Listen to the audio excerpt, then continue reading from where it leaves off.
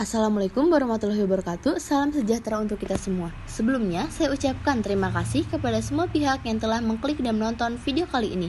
Dalam beberapa menit ke depan, kami kelompok 12 yang terdiri dari saya sendiri, Mufida Ajahra dengan MPM 053, Anggi Avianeta Putri dengan MPM 044, dan Vivta Aruma dengan MPM 086 akan menjelaskan tentang bagaimana pengisian SPT dengan mata kuliah akuntansi dan audit perpajakan dengan dosen pengampu Ibu Wiwi Widianti, SEMSI. Selamat menyaksikan. Sebelum kita masuk ke dalam tata cara pengisian SPT, di sini kami kelompok 12 memilih PT Berlina Tbk untuk sebagai contoh perusahaan yang tercatat di Bursa Efek Indonesia dalam tata cara pengisian SPT. PT Berlina Tbk sendiri didirikan pada tahun 1969, merupakan perusahaan manufaktur yang fokus utama. Perusahaan ini adalah untuk melayani industri produk-produk kosmetika, farmasi, makanan dan minuman, serta barang-barang industri lainnya. Untuk selanjutnya, mari kita berkenalan dengan SPT. SPT pajak adalah singkatan dari Surat Pemberitahuan Tahunan, yaitu surat yang digunakan oleh wajib pajak untuk melaporkan perhitungan pajak, penghasilan harta, objek pajak, atau kewajiban pajak lainnya. SPT tahunan PPh wajib dilaporkan baik oleh pribadi maupun badan usaha. SPT wajib pajak dilaporkan wajib pajak paling lambat 3 bulan setelah tahun pajak berakhir. Ini berlaku untuk wajib pajak pribadi atau pekerja, sedangkan wajib pajak badan harus dilaporkan selambat-lambatnya 4 bulan setelah berakhirnya tahun pajak. SPT tahunan adalah SPT yang wajib dilaporkan setiap tahun atau pada akhir periode tahun pajak. Jenis-jenis SPT itu ada 2. Yang pertama itu SPT masa, digunakan untuk melaporkan pajak dalam kurun waktu tertentu. Bulanan, misalnya PPh Pasal 21, PPh Pasal 22, PPh Pasal 25, PPh Pasal 26, PPh Pasal 4, Ayat 2, PPh Pasal 15, PPN dan PPMBM dan pemungutan PPN. Untuk yang kedua itu ada SPT tahunan wajib dilaporkan setiap tahun. Pada akhir tahun pajak, SPT tahunan dibagi ke dalam 2 kategori, yaitu SPT tahunan perorangan, SPT 1770, SPT 1770S, dan SPT 1770SS, dan SPT tahunan badan, SPT 1771, induk SPT, lampiran SPT, formulir 1771, _1 sampai dengan formulir 1771, _6, lampiran-lampiran khusus SPT tahunan. Selanjutnya, saya akan menjelaskan tentang cara pengisian SPT lampiran ke-6, SPT tahunan pajak penghasilan wajib pajak badan, yang berisi tentang daftar penyertaan modal pada perusahaan afiliasi, daftar utang dari pemegang saham, dana atau perusahaan afiliasi, dan terakhir ada dana piutang kepada pemegang saham, dana atau perusahaan afiliasi. Untuk yang pertama, mari kita mengisi identitas yang terdiri dari NPWP, nama wajib pajak, periode pembukuan. Untuk NPWP itu perusahaan PT Berlina Tbk dengan NPWP 01132923205400. Nama wajib pajaknya PT Berlina Tbk untuk periode pembukuannya 0121 sampai dengan 1221. Untuk selanjutnya kita mengisi bagian A, yaitu daftar penyertaan modal pada perusahaan afiliasi. Yang pertama itu ada PT Lampiak Primula Indonesia atau LP dengan alamat Sidoarjo, Jawa Timur. Jumlah penyertaan modalnya sebesar 439.134.437 dengan persentase sebesar 54,8%. Untuk yang kedua itu ada PT Quantex atau QTX dengan alamat Tangerang, Banten. Jumlah penyertaan modal sebesar 34.303.625.000 dengan persentase sebesar 4,3%. Untuk selanjutnya itu ada PT Natura Plasindo atau NP yang beralamat di Pasuruan, Jawa Timur dengan jumlah penyertaan modal sebesar 17.741.475 dengan persentase sebesar 2,2%. Untuk yang keempat itu ada Hefei Paragon Plastic Packaging CO Ltd dengan yang beralamat di Hefei, Cina dengan jumlah penyertaan modal sebesar 309.468.144 dengan persentase 38,6%. Yang terakhir itu ada Berlina PTE yang beralamat di Singapura dengan jumlah penyertaan modal sebesar 54.934 dengan persentase 0,01%. Jumlah bagian A untuk bagian jumlah penyertaan modal sebesar 869.415 dengan persentase 100%. Untuk bagian B, yaitu daftar piutang dan utang dari pemegang saham dan atau perusahaan afiliasi itu tidak tercatat karena dalam laporan keuangan PT Berlina Tbk pun tidak ada. Untuk selanjutnya, mari kita ke lampiran 5, yaitu SPT Tahunan Pajak Penghasilan Wajib Pajak Badan yang berisi tentang daftar pemegang saham, pemilik modal, dan jumlah dividen yang dibagikan. Yang kedua itu ada daftar susunan pengurus dan komisaris. Seperti yang tadi, kita mengisi identitas terlebih dahulu, ada NPWP, nama wajib pajak, dan pembukuan. Di lampiran 5 ini yang pertama ada bagian A, yaitu daftar pemegang saham atau pemilik modal dan jumlah dividen yang dibagikan. Yang pertama itu ada PT Dewi Satria Utama yang beralamat di Jakarta dengan jumlah modal store sebesar 534.252.162 dengan jumlah persentase sebesar 54,57%. Untuk yang kedua itu ada Lis Janto Tijipta Biontoro yang beralamat di Jakarta dengan jumlah penyitaan modal sebesar 49.774 dengan persentase sebesar 5,08%. Yang kedua itu ada Komodo Fund yang beralamat di Jakarta dengan jumlah modal store sebesar 102.414 dengan persentase sebesar 10,46%. Akhir itu ada dari masyarakat yang alamat Indonesia dengan jumlah modal store sebesar 292.669.638 dengan jumlah persentase sebesar 29,89%. Untuk jumlah modal di setor, jumlah bagian A itu sebesar 979.110 juta dengan persentase 100%. Lanjut ke bagian B itu berisi tentang daftar susunan pengurus dan komisaris. Yang pertama itu ada David Itijab Bintoro yang beralamat di Jakarta dengan jabatan Presiden Komisaris. Yang kedua ada Andrian Koensandar yang beralamat di Jakarta dengan jabatan Komisaris. Yang ketiga ada Lim Eng Kim yang beralamat di Jakarta dengan jabatan Komisaris. Yang keempat itu ada Antonius Hanifah Komala yang beralamat di Jakarta dengan jabatan Komisaris Independen. Yang kelima ada Ahmad Wijaya dengan beralamat di Jakarta dengan jabatan sebagai Komisaris Independen. Yang keenam ada Puja Hasana Wijaya yang beralamat di Jakarta dengan jabatan sebagai Presiden Direktur. Yang ketujuh ada Lukman Sidharta yang beralamat di Jakarta dengan jabatan Direktur. Selanjutnya, kita akan mengisi lampiran keempat yang berisi PPh final dan penghasilan yang tidak termasuk objek pajak.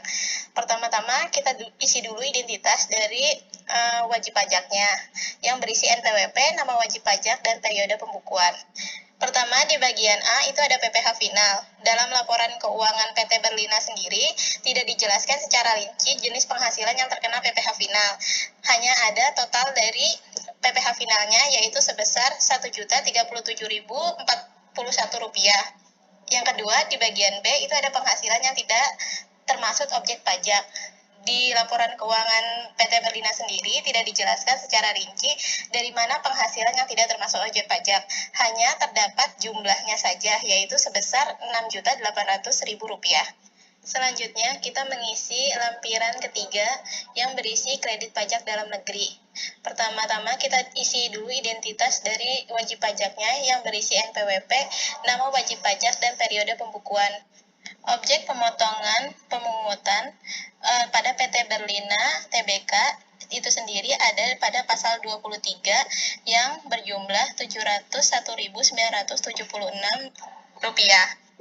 Berikutnya, kita akan mengisi lampiran kedua yang berisi perincian harga pokok penjualan, biaya usaha lainnya, dan biaya dari luar usaha secara komersial.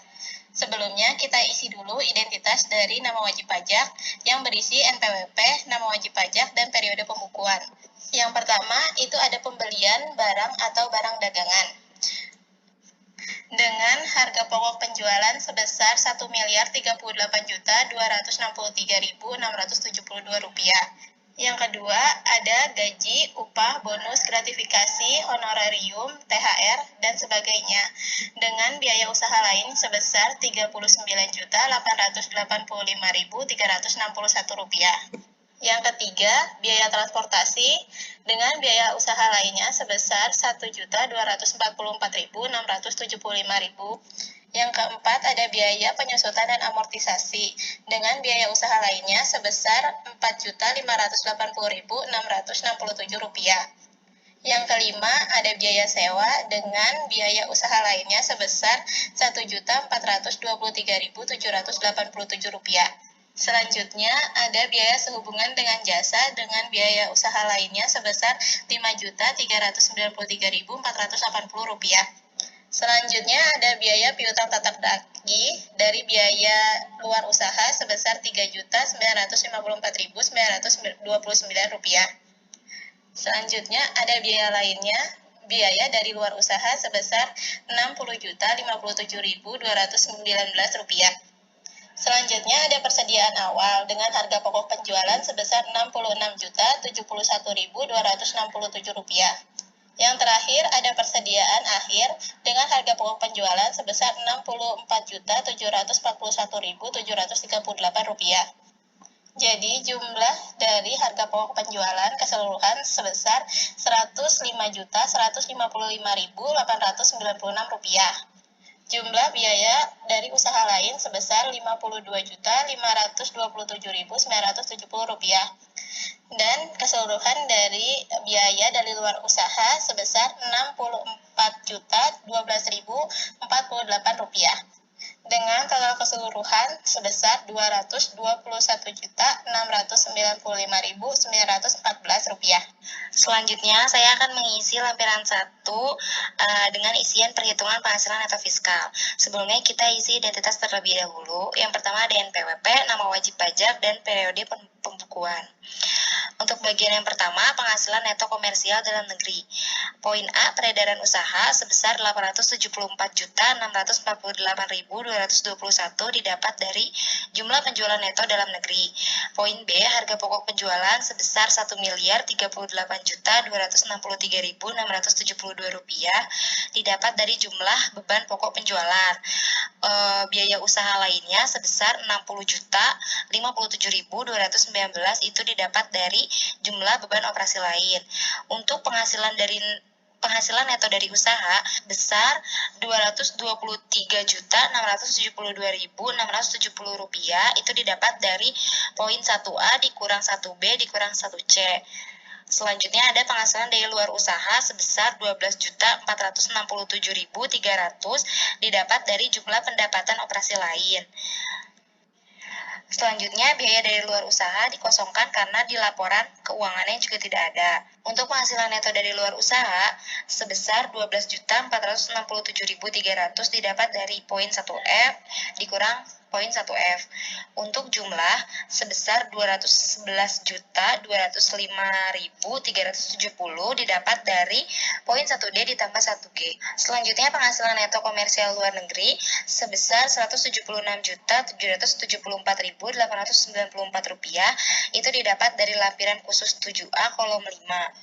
Jumlah penghasilan neto komersialnya sebesar minus Rp34.430.474 itu didapat dari poin 1H ditambah 2. Penghasilan yang dikenakan PPh final dan yang tidak termasuk objek pajak sebesar Rp7.837.041 didapat dari total PPh final dan tidak termasuk objek pajak di dalam lampiran keempat. Selanjutnya, penyesuaian fiskal positif, penggantian atau imbalan pekerjaan atau jasa dalam bentuk natura dan kenikmatan sebesar Rp6.054.574 itu didapat dari imbalan pas kerja yang terdapat pada beban umum dan administrasi. Untuk selisih penyusutan komersial di atas penyusutan fiskal sebesar Rp119.353.635. Lalu jumlahnya sebesar Rp126.308.209 itu didapat dari keseluruhan poin 5A sampai dengan 51. Untuk penyesuaian fiskal negatif dikosongkan. Selanjutnya, penghasilan neto fiskal sebesar Rp84.040.692 didapat dari poin 3 dikurang 4 ditambah 5M dikurang 6E dikurang 7B. Selanjutnya ada penghasilan yang menjadi dasar perhitungan angsuran sebesar Rp84.040.692 itu didapat dari total penghasilan aset neto di lampiran 1771 yang 1. Untuk kompensasi kerugian fiskalnya tidak ada. Lanjut, penghasilan kena pajak sebesar Rp84.040.692 didapat dari poin 14A dikurang 14B. Selanjutnya PPh yang terutang sebesar Rp18.488.952 didapat dari 22% dikali 84.040.692.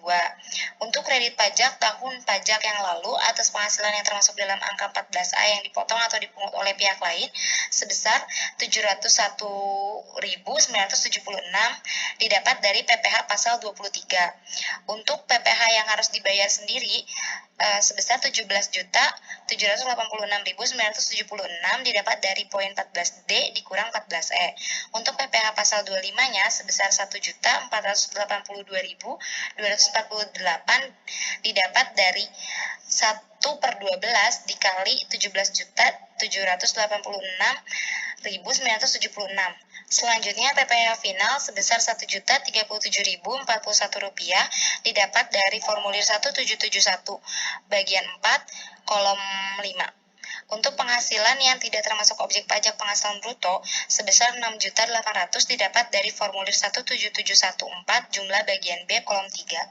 Selain lampiran-lampiran sebelumnya, wajib pajak pun harus menyertakan lampiran seperti surat setoran pajak lembar ketiga PPh pasal 29, laporan keuangan, transkrip kutipan elemen-elemen dari laporan keuangan, daftar penyusutan dan amortisasi fiskal, perhitungan kompensasi kerugian fiskal, daftar fasilitas penanaman modal, daftar cabang utama perusahaan, surat setoran pajak lembar ketiga PPh pasal 26 ayat 4, perhitungan PPh pasal 26 ayat 4, kredit pajak luar negeri, surat kuasa khusus, rincian jumlah penghasilan dan pembayaran PPh final PP 46 tahun 2013 per masa pajak dari masing-masing tempat usaha.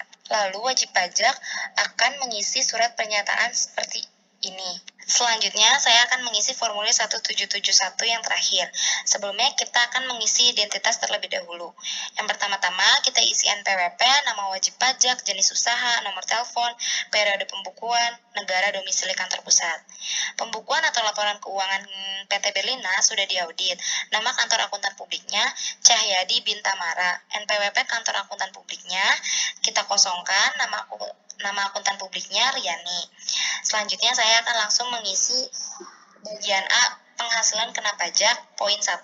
Penghasilan neto fiskal sebesar 84.040.692 itu didapat dari formulir 1771 nomor 8 kolom 3. Untuk kompensasi kerugian fiskalnya dikosongkan. Untuk penghasilan kena pajaknya sebesar 84.040.692 itu didapat dari poin 1 dikurang poin 2. Selanjutnya bagian B, PPh terutang, poin 4, sebesar 18.488.952 dapat dari penghasilan kena pajak dikali tarif 22%. Untuk selanjutnya, pengembalian atau pengurangan kredit pajak luar negeri itu dikosongkan karena tidak ada. Jumlah PPh terutang sebesar Rp18.488.952 didapat dari poin 4 ditambah poin 5. Selanjutnya bagian C, kredit pajak, poin 7, PPh ditanggung pemerintah tidak ada. Untuk poin 8A, kredit dalam negerinya sebesar Rp701.976 itu diisi dari formulir 1771 3 kolom 6. Kredit pajak luar negerinya kita kosongkan karena tidak ada. Lanjut untuk jumlah keseluruhannya dari 8A ditambah poin 8B sebesar Rp701.976. Untuk poin 9 yang A, PPh yang harus dibayar sendiri sebesar Rp17.786.976 didapat dari poin 6 dikurang 7 dikurang 8C. Untuk poin 10 PPh yang harus dibayar sendiri, PPh pasal 25 bulanan sebesar Rp1.482.248 didapat dari Rp17.786.976 dibagi 12. Jumlah poin 10A ditambah poin 10B sebesar Rp1.482.248. Untuk bagian D, PPh kurang atau lebih bayar dari poin 11 yaitu hasilnya PPh yang kurang bayar sebesar Rp16.304.728 didapat dari poin 9 dikurang poin 10C. Jadi pelaporan SPT PT Berlina mengalami kurang bayar sebesar Rp16.304.728. Telah sampai kepada akhir video kali ini. Terima kasih kepada teman-teman semua yang telah mengklik dan menonton video kali ini. Kami mohon maaf jika ada kesalahan perkataan karena kami di sini masih belajar. Jangan lupa untuk kalian semua men-like, mengkomen dan men-subscribe dan men-share video kita kali ini. Terima kasih.